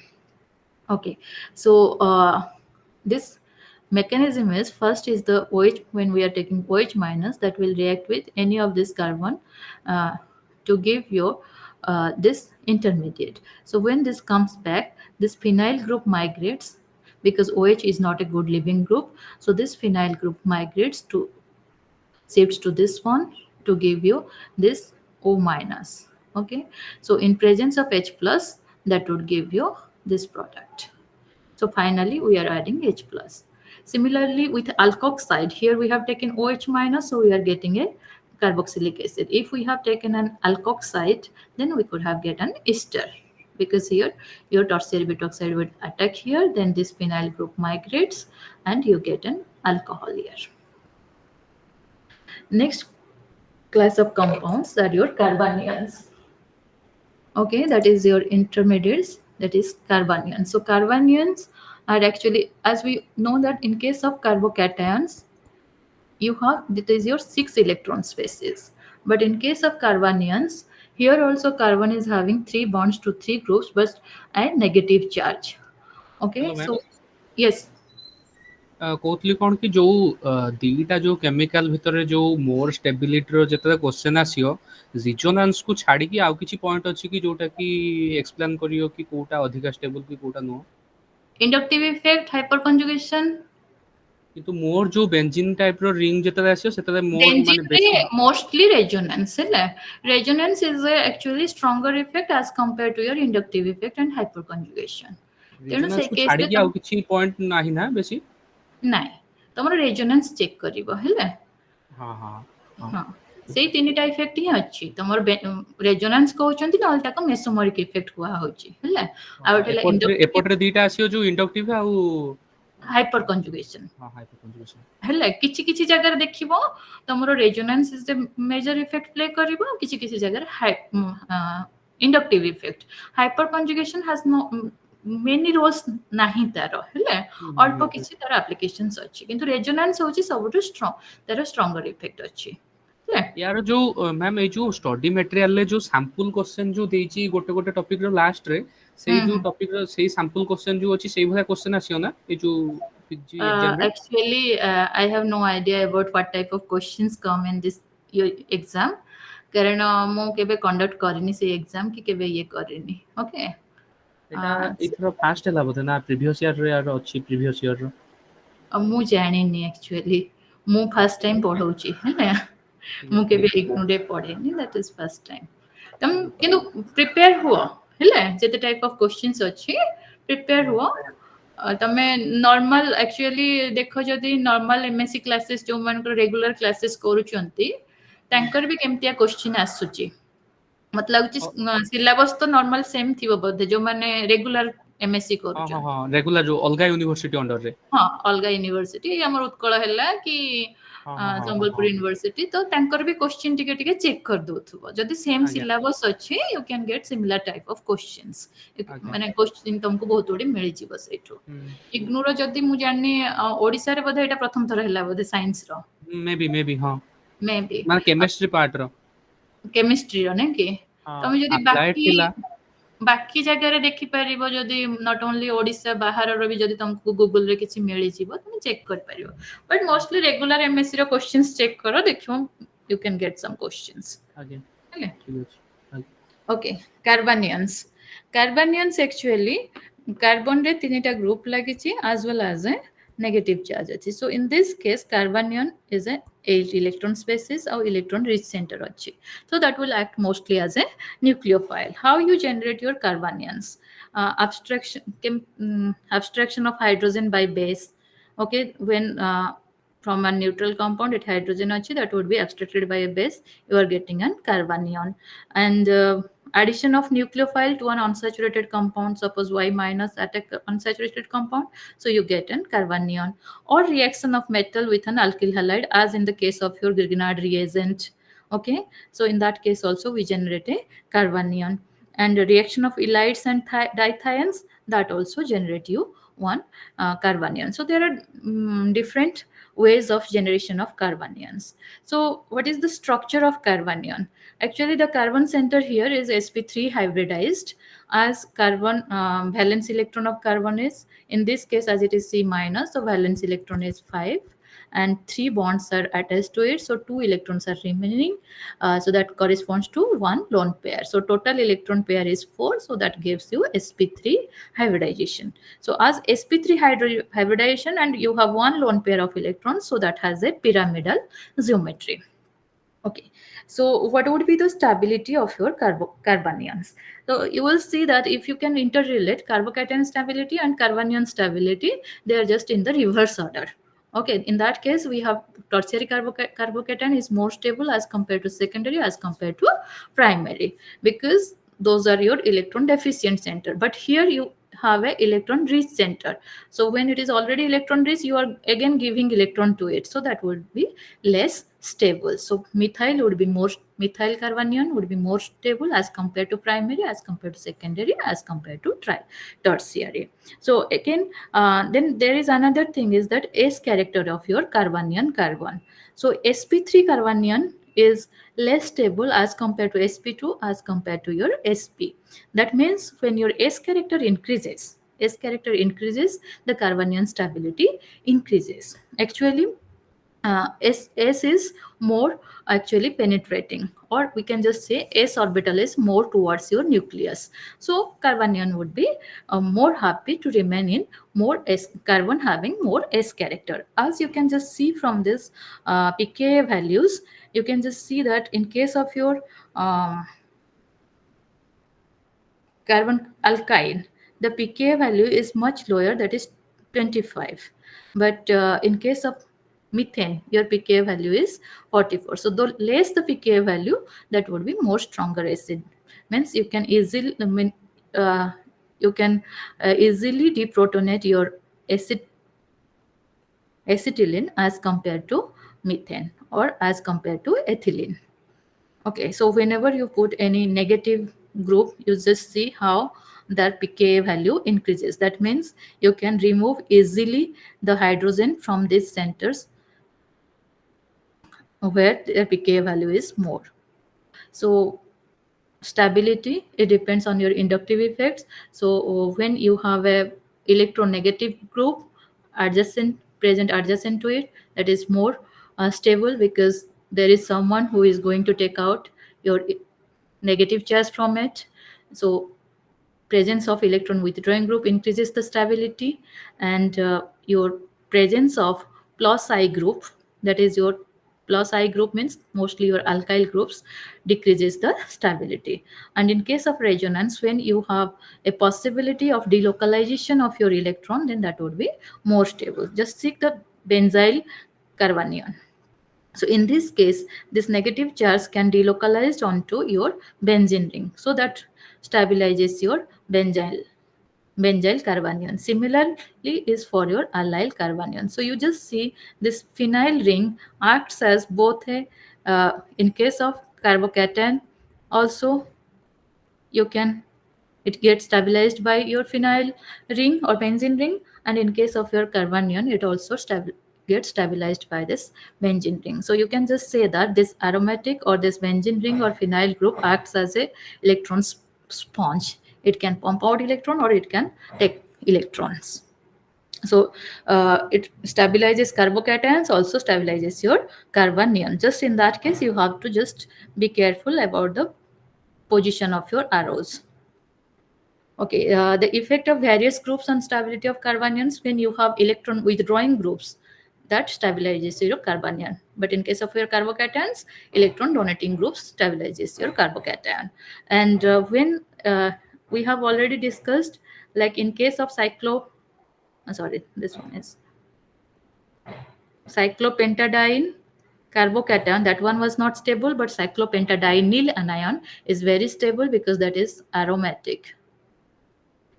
Here also you have canonical structures or resonating structures, but this one is aromatic because you have 6 pi electrons, which is your comes under your 4n+2 Hockel stool. Okay, so when carbanions are present near to any electron withdrawing groups, they are stabilized. So you just see nitro group is a strong electron withdrawing group. Next comes your general reactions of carbanions.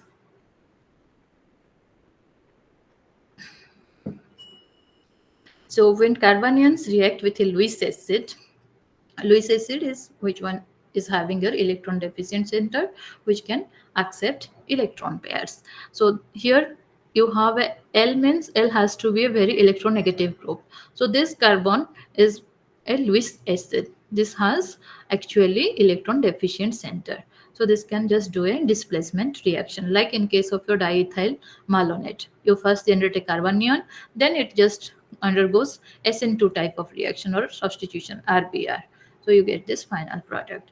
Or it can undergoes elimination reaction. So first your base attacks a proton generating your carbanion, which again take part in your displacement of your X. So the end result is your elimination of a product.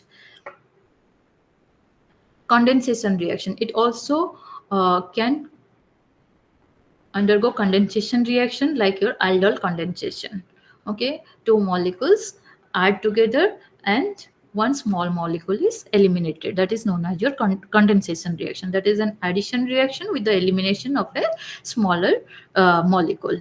So one is your aldol condensation.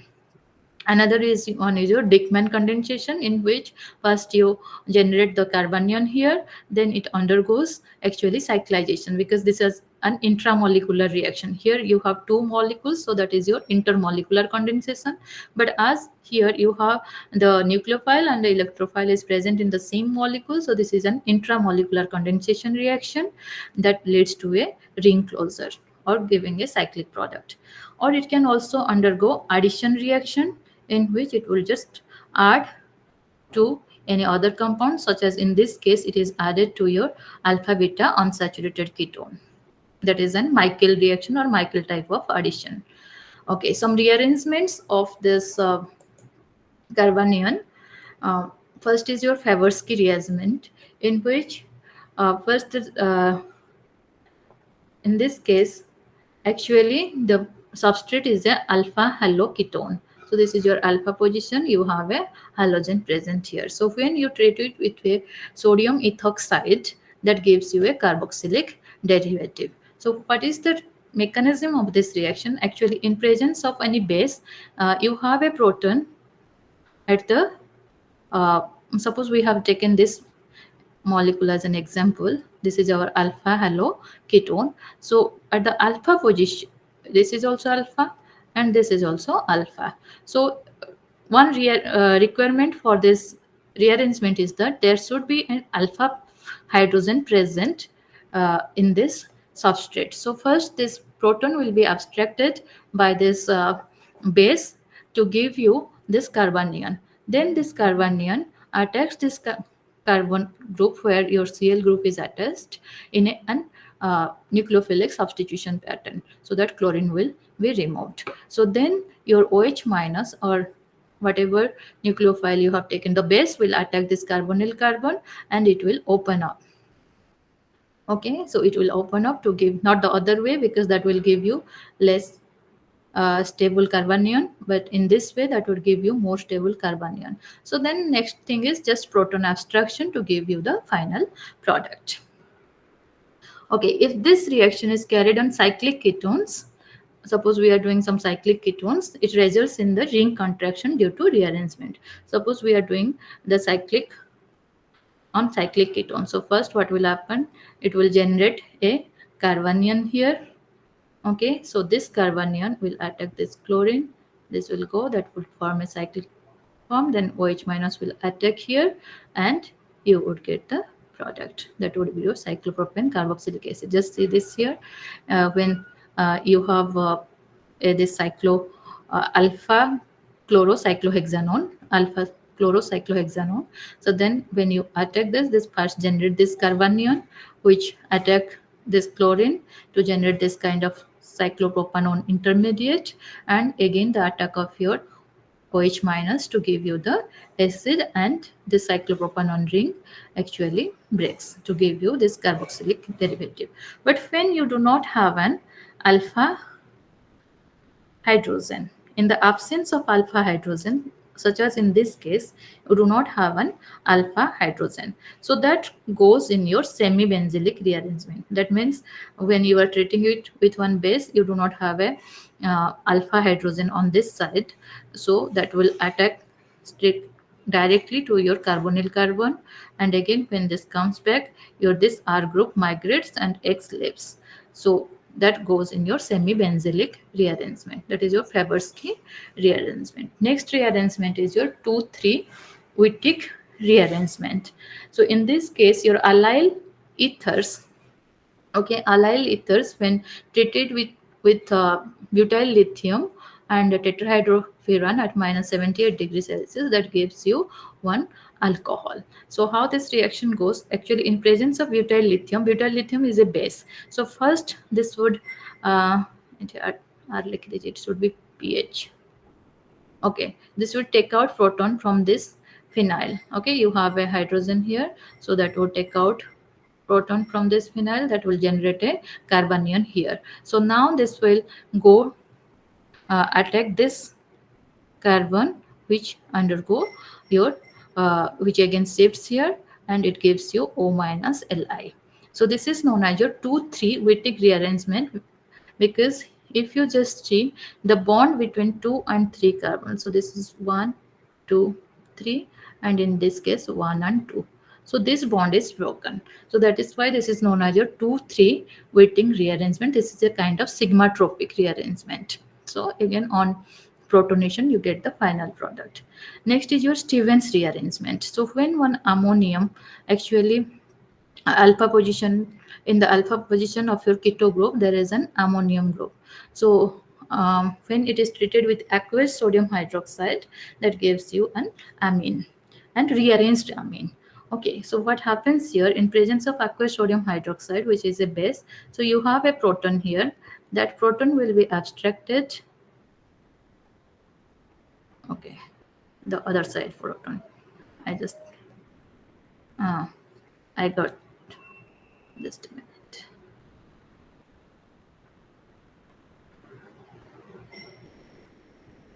Okay, and this side proton, we have a proton here. So this proton is more acidic as compared to this proton actually, because you have a C double bond carbonyl group here. So that this hydrogen is more basic. So that would take out this proton to generate a carbanion. So in the next step, what happens? This negative ion will attack this, form is double bond with carbon and nitrogen, so that this bond will leave and give you a benzyl carbanion. So again, this benzyl carbanion, not from here, actually from here it should show. So this benzyl carbanion attack this carbonyl carbon, generating you a amine, secondary amine. From in this reaction also, when your this ammonium bromide is treated with phenyl lithium, that is a base, that would first take out the proton from here, generating a carbanion here. Now this carbanion attacks here, so this carbon goes back, so that you would generate another carbanion here. And again this carbanion will attack at this carbonyl carbon, so you form a six-centered ring here.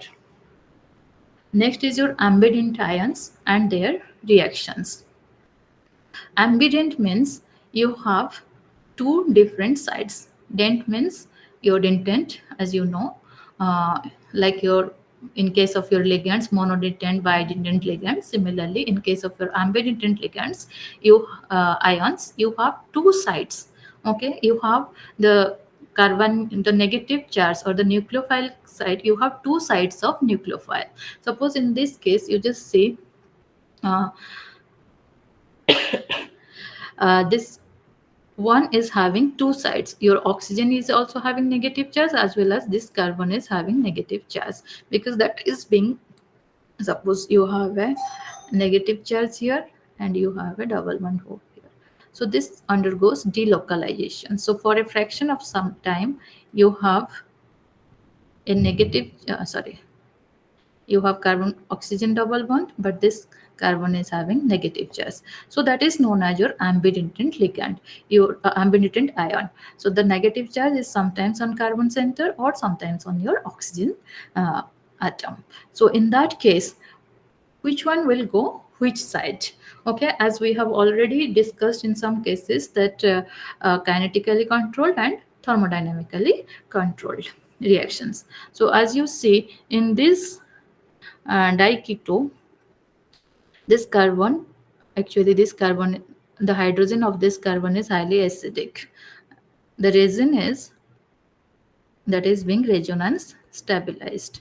Maybe in tautomerism, you must be knowing that that forms in tautoenol tautomerism. Again, when you have a hydrogen group here that is highly acidic, if you remove this hydrogen, then you get a carbanion which is resonance stabilized like this. So this is means in presence of a base, you can just remove this hydrogen to generate a carbanion which undergoes your resonance stabilization. So for some time this region, so the actual structure is neither of this, as you know, rather it is a resonance hybrid. So sometimes you have a negative charge on carbon, or sometimes you have a negative charge on oxygen. So you have two nucleophilic center.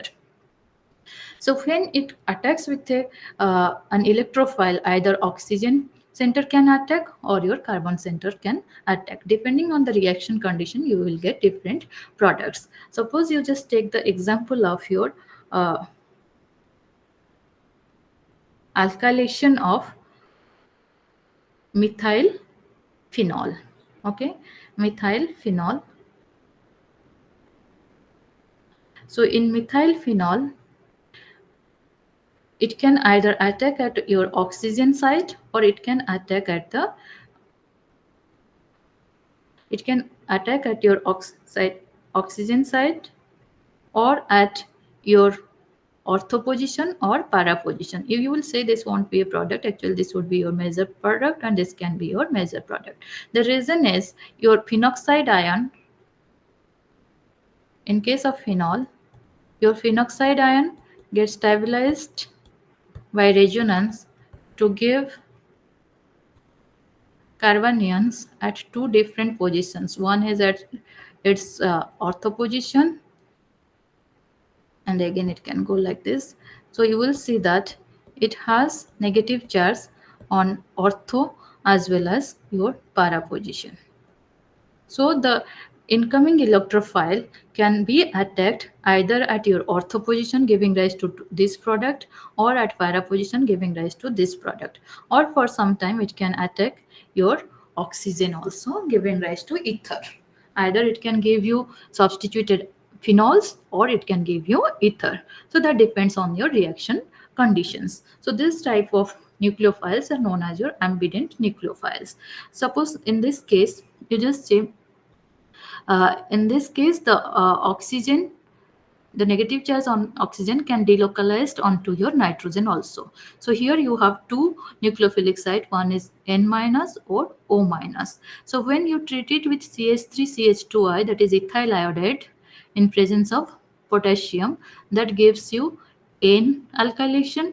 But when you treat it with the same reagent but in presence of silver, that gives you O alkylation. So it goes through a pathway that is SN1 and it goes through a pathway that is your SN2. Okay, SN1 pathway means it is actually in presence of iodine, it makes this, actually first this carbocation is formed, then your it attacks, the nucleophile attacks. But in SN2 fashion, it attacks immediately. So nitrogen attacks your electrophile in this case. So in case of your phenoxide ion, as we have already done here, it can either give you orthoalkylated product, and when both the orthoalkylated product, when both the ortho positions are blocked, then it can give you your para alkylated product or your uh, ether. That means alkyl group O alkylated product, that is your gives your ether. Okay, so this is your NEF reaction in which your this is a nitro group which is actually highly electron withdrawing group. So that makes this hydrogen very acidic, because you can just remove this hydrogen to generate this carbanion, which one is resonance stabilized, which one is resonance stabilized. So now you have two types of ions, either on carbon or on oxygen. So when it again reacts with not H2O, to that would be H2O, so that gives you an alcohol here, which again undergoes rearrangement to give your ketone. So alkylation with active methylene groups. So in this active methylene group, as you know that these are known as active methylene groups because this hydrogen is active. This hydrogen is very active because of the presence of these two keto groups on its adjacent sides. It is easy to remove this proton, and it gives you a negative carbanion, which is resonance stabilized. So these groups are known as your active methylene groups because this methylene means CH2. So this methylene group is very reactive.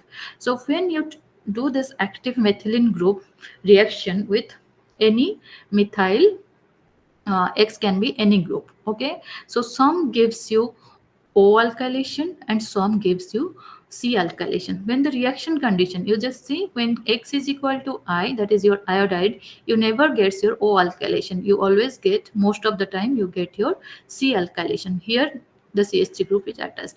But when you use OTS, that is your tosylate, there you get 97% of O alkylation and 3% of your C alkylation. So that depends on your reaction conditions and what type of reagent you are taking. So similarly, reaction with phenoxide ion. So in case of your phenoxide ion, that should be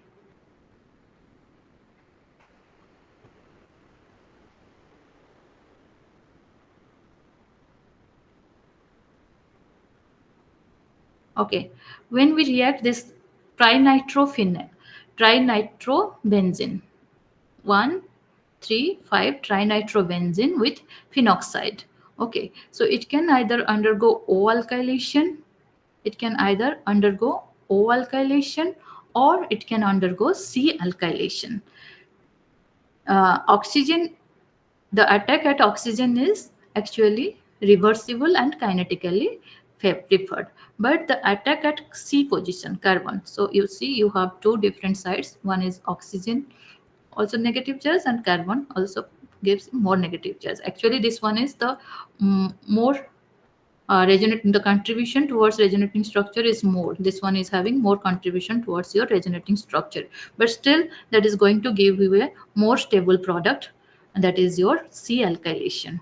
So that is your thermodynamic controlled reaction. This one is your kinetically controlled reaction. So at room temperature, at lower temperature, this one would be the favored product, and at higher temperature, that one would be your favored product. But this passes through a low transition state, but this one passes through a higher transition state, but that gives you a more stable product. So I think yeah, we have come to an end of today's class. So if anyone is having any doubt, we can just discuss.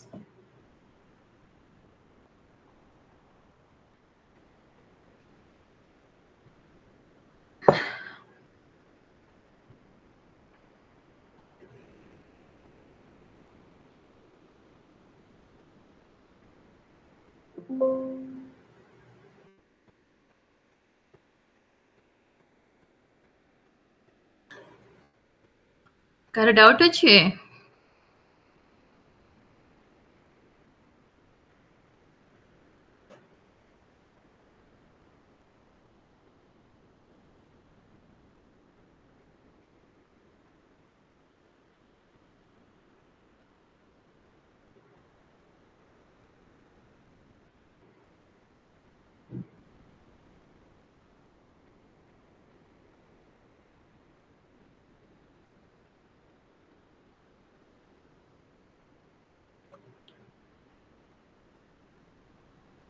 If anyone is having any doubt, just let me know actually.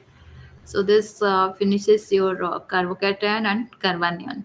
Tomorrow we will discuss about your free radicals, carbines, and nitrines and arines. Okay, so those are all organic part रे केवल जा स्टेरियोकेमिस्ट्री खाली गोटे अछि ना आ base तो नाही ना इउडा এটা তো অর্গানিক না, এটা অর্গানিক রিঅ্যাকশন মলিকুলস করছে। সেটি যে আমি কইলি जो एतिकी जो कंपाउंड गुडा तो लेखा हेची ହଁ तार कोन मेकानिज्म गुडा को भी प्रैक्टिस करिया पे पड़ियो बोधे। ହଁ ଏମଏସସି ପଢିଲା ମାନେ ଏମଏସସି ହଁ ପ୍ରାକ୍ଟିସ କରିବାକୁ ପଡିବ। ତମକୁ ୟାର ମେକାନିଜିମ ଲେଖ, ତାର ମେକାନିଜିମ ଲେଖ, ସେଗୁଡା ଆସିପାରେ। ଇମୋଷ୍ଟଲି ଯେତେ ସବୁ ରିଆରେଞ୍ଜମେଣ୍ଟ ଅଛି ହେଲା, ସେ ରିଆରେଞ୍ଜମେଣ୍ଟ ଗୁଡାକର ମୋଷ୍ଟଲି କ୍ୱେଶ୍ଚିନ୍ସ ଆସିବ ତାର ମେକାନିଜିମଟା ଲେଖିବା ପାଇଁ, କେମିତି ମେକାନିଜିମଟା जो ହଉଛି। लेखिथिले मझिरे गोटे गोटे जो प्रोडक्ट थिला तार गोटे जो କଣ पार्ट थिला जो NME2 ता ना कोन ସେମିତି ମୁଁ ଏଇନେ ଦେଖିବାକୁ ହେଲେ ବହୁତ ଟାଇମ ଲାଗିବ ତାର ନୋମେନକ୍ଲେଚର କରିବା ପାଇଁ। ମୋଷ୍ଟଲି ଆମେ ଆମୋନିୟମରୁ ଗୋଟେ ଆମିନ୍ ମିଳୁଛି ଆମକୁ। ଓକେ, ଆମୋନିୟମ ସଲ୍ଟରୁ we are getting an amine, dimethyl ଆମିନ୍।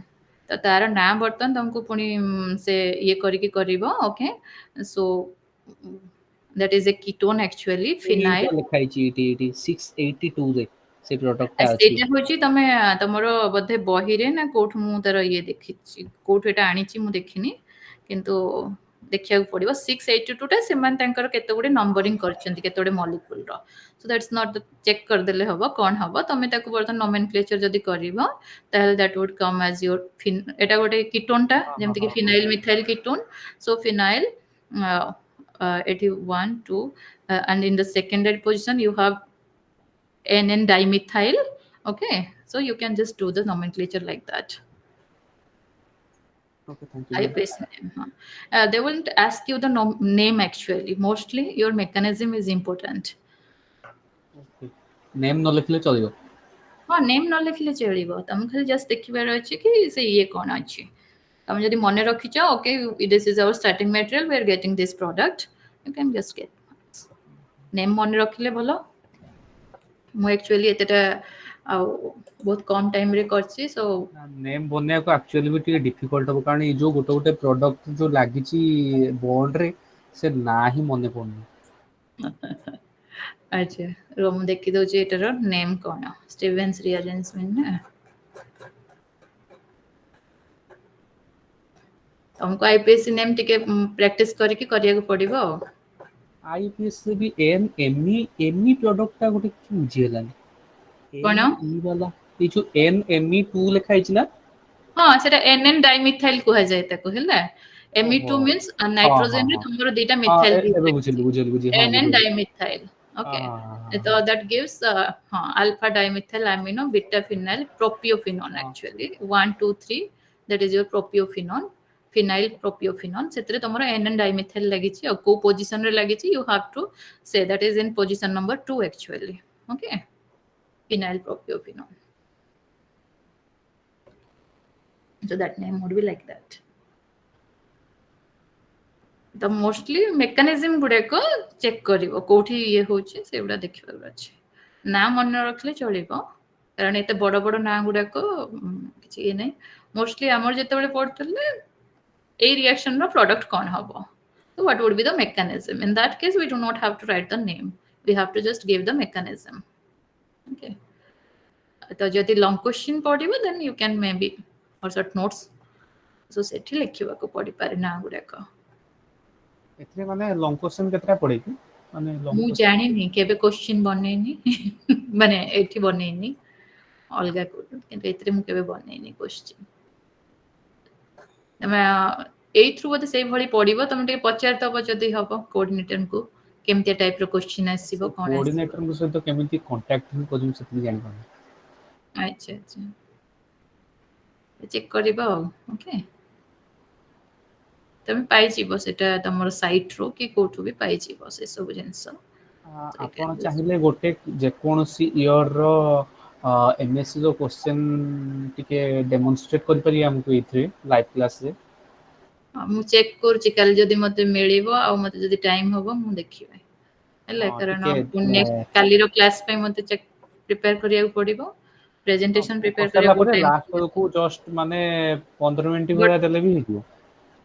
ହଉ ଦେଖିବା ଗୋଟେ ଦିଟା କ୍ୱେଶ୍ଚିନ୍ ଯଦି ମତେ ମିଳିବ। କୋଉ କ୍ୱେଶ୍ଚିନ୍ କହୁଛନ୍ତି? ଯେକୌଣସି MSc ର ଯେକୌଣସି ମାନେ ଯେମିତି ଯୋଉଟା କିଛି ଆସାଇନମେଣ୍ଟ ବି ଅଛି ନା ସେଗୁଡା କରିଦେଇଛ? ଆସାଇନମେଣ୍ଟ ଆମେ ଜାଣି ହିଁ ନଥାଏ ସେ ଗୋଟେ ଆସାଇନମେଣ୍ଟ ବୋଧେ ତମମାନଙ୍କୁ ସବମିଟ କରିବାକୁ ପଡିବ, ସେଟା ଅନଲାଇନ ଇଏରେ ଅଛି। ମେ ବି କହିବେ ବୋଧେ ଲେଟର ଅନ୍ ଆଡମିସନ ସରିଲା ପରେ ମେ ବି ଜଣେଇ ପାରନ୍ତି ଆମେ। ଆଡମିସନ ସରିନି କି? ଆହୁରି ଅଛି 31 ତାରିଖ ପର୍ଯ୍ୟନ୍ତ ଲାଷ୍ଟ ଡେଟ୍ ଥିଲା, କହୁଛନ୍ତି ଆଜି ଏକ୍ସଟେଣ୍ଡ ହେଇକି ସେପ୍ଟେମ୍ବର ପର୍ଯ୍ୟନ୍ତ ଯାଇପାରେ। ଆଚ୍ଛା ଆଚ୍ଛା, ଓକେ ସରିଲେ ଓକେ, ମାନେ ଗୋଟେ ତାପରେ ବୋଧେ ଦିଟା ଭଳିଆ MSc ର ଯେକୌଣସି ଗୋଟେ ଦିଟା ଭଳିଆ ସାମ୍ପଲ କ୍ୱେଶ୍ଚନ ଦେଖିଦେଲେ ମାନେ କ୍ୱେଶ୍ଚନ କୋଉ ଲେବୁଲ ର ପଡୁଛି ଆଉ ମାନେ ସେଟା କଣ ତାର ଷ୍ଟାଞ୍ଜା କଣ ଲଙ୍ଗ କ୍ୱେଶ୍ଚନ କଣ ଅଛି ସବୁ। ଆଚ୍ଛା ମୁଁ ଦେଖୁଛି MSc।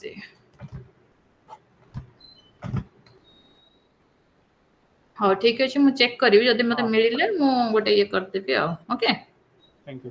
ହଁ ଓକେ। ଆଉ କାହାର କିଛି ଡାଉଟ୍ ଅଛି?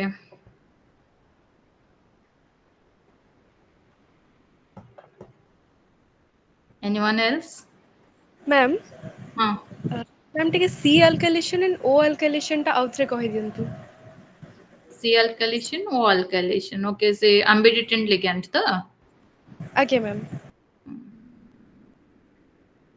Okay, so ambident ligand गुड़ाक है जोटी तमर you have negative charge, ambident ion negative charge is present on both either carbon or on oxygen, which is by the virtue of actually resonance. So depending on your reaction conditions, you can get either O alkylation, means in case of phenol. Okay, in phenol we have two nucleophilic site. Because of its resonance, we can have a like this is our structure of phenoxide ion. Okay, in presence of phenol, in presence of your base that would abstract the proton, that would give you phenoxide ion.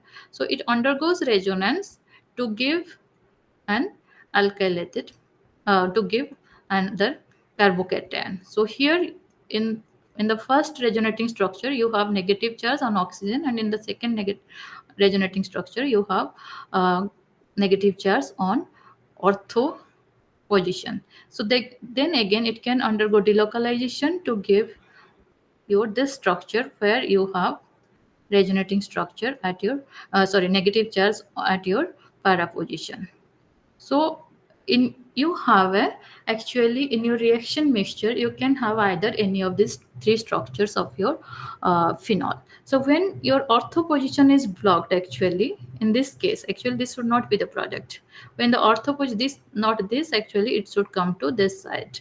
Okay, so when ortho position is one ortho position is blocked, you can either get alkylation, means this can attack your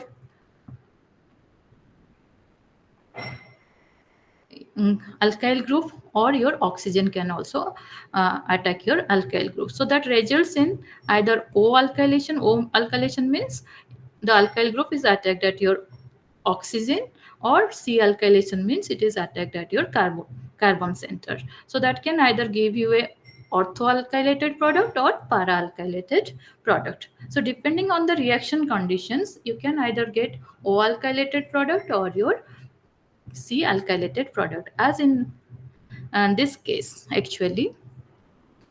So this in this case this carbon center acts as an electrophile actually, because you have three strong electron withdrawing groups at ortho and para position of this carbon. So now this is an electrophile, either it can attack at your oxygen or at your carbon. Okay, in this case it will mostly go to your para position, because ortho position will be very much hindered because of the three nitro groups. So either if it is ortho O alkylation, then oxygen of this phenoxide ion will attack this positive charge or the electrophilic carbon, giving to this product. Or if it attacks at your carbon side, that is this carbon is nucleophilic center, so this can attack to give your C alkylated product. So among these two, one is your thermodynamically preferred product and one is your kinetically preferred product. What is your kinetically preferred product? In case of kinetically preferred product, it actually undergoes a it undergo a low energy transition state, and in case of thermodynamic product, it undergoes a higher energy transition state, but that gives rise to a more stable product. So when you increase the temperature, the kinetically controlled actually kinetically preferred product again gets converted to your thermodynamically preferred product. So in this case, actually O alkylated product, this O alkylated product is your kinetically preferred product, and C alkylated product is your thermodynamically preferred product. So when you increase the temperature, you get C alkylation, and when at low temperature, you get O alkylation. ବୁଝିପାରିଲ ତ? Thank you, ma'am. Okay.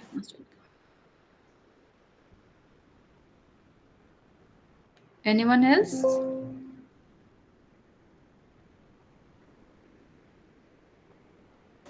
Ma'am, Hmm. ma'am, our semester kebe ko hobo? Any expected date? Okay, I have no idea about all these things. You can just ask your um, organ means the coordinator. Okay, IGNOU coordinator who is coordinating all these things. Actually, you can ask them. I have no idea about it actually. ସେ କୋଅର୍ଡିନେଟରକୁ ଆମେ ଜାଣିବୁ କେମିତି? ଆଜ୍ଞା ma'am, କେମିତି contact କରିବୁ ତାଙ୍କ ସହିତ? तुमको इग्नू साइट रू मिल जिबा कथा सेटा हेले इग्नू साइट रू मिल जिवो किए तमरो coordinator. Okay, you will get that one. मु भी मते जे कोऑर्डिनेट करचंती माने ये करचंती मु केवल तांको जानि छी, किंतु तमे कोऑर्डिनेटर तांको तो जानि परिबो हेले इग्नू साइट रू. Okay ma'am. ओके. मैम, हां, in future जदि किसी डाउट रहला तो can we contact you personally? okay. I think you can contact me. Yeah, you can contact me. Okay. Yeah, yeah. That is my Gmail ID, the same one. You can just see sumansahu@gmail.com, all small. Okay. Okay. Okay. sumansahu@gmail.com. That is my Gmail ID. You can just contact me. Okay. କିଛି Okay, number ma'am. ନାହିଁ ତ, ମାନେ ଖାଲି Suman ସାହୁରେ SAHOO? हाँ, SAHOO ସବୁ ତକ small @gmail.com. Okay. Okay, ma'am. Thank you. Thank you, ma'am. Yes, most welcome. ଆଉ କିଛି ଅଛି? Or we can just wind up here. Okay, ମୁଁ କାଲିକି ଚେକ୍ କରୁଛି, ଯଦି କିଛି କ୍ୱେଶ୍ଚିନ୍ସ ମିଳିଲା I will just discuss for 10-15 minutes. Okay. Okay, ma'am. ଆଜ୍ଞା ମ୍ୟାଡ଼ାମ, Okay. ଆଜ୍ଞା. Okay. Okay, ma'am.